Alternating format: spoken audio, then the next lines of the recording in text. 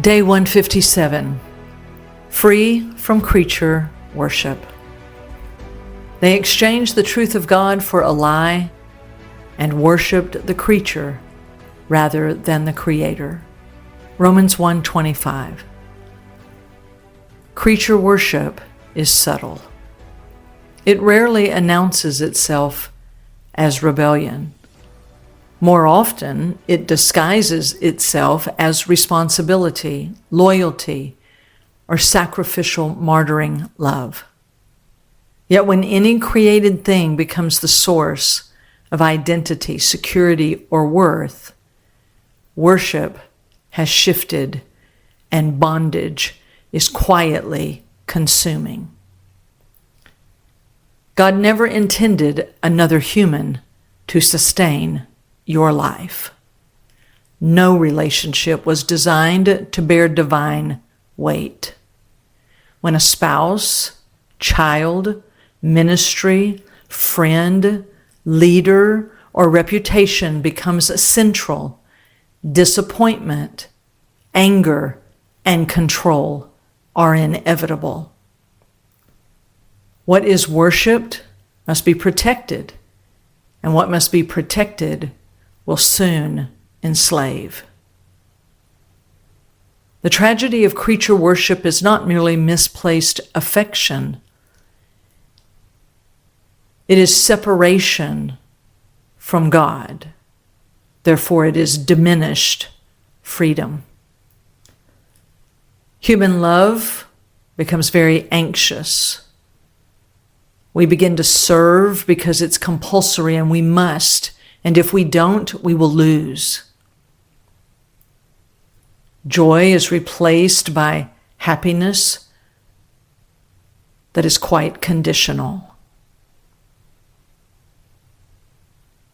All the systems within the person grow very restless because now, where the eternal of Christ was to be foundational, now the temporal, the temporary, is a foundation we stand upon that breeds deep insecurity because we never know.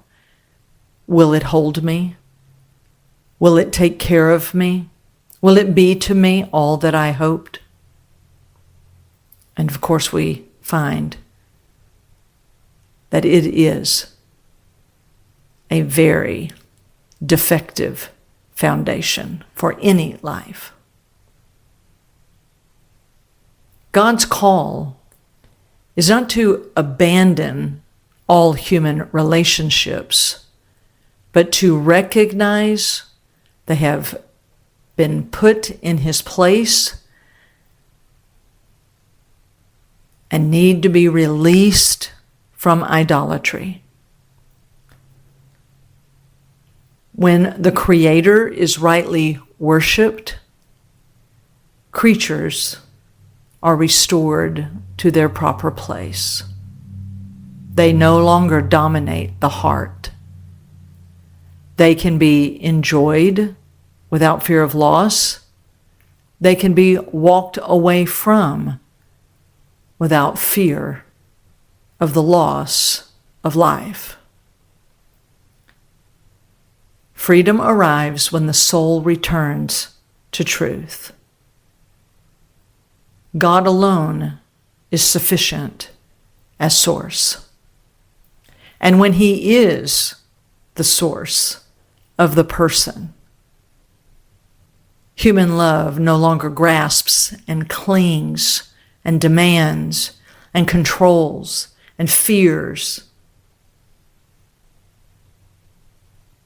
Love, which is God Himself, now gives and we receive.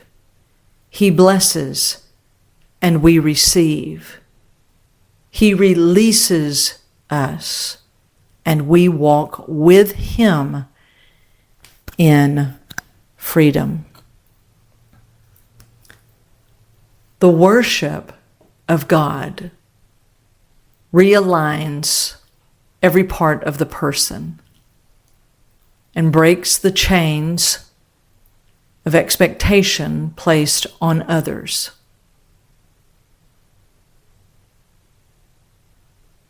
The test is searching.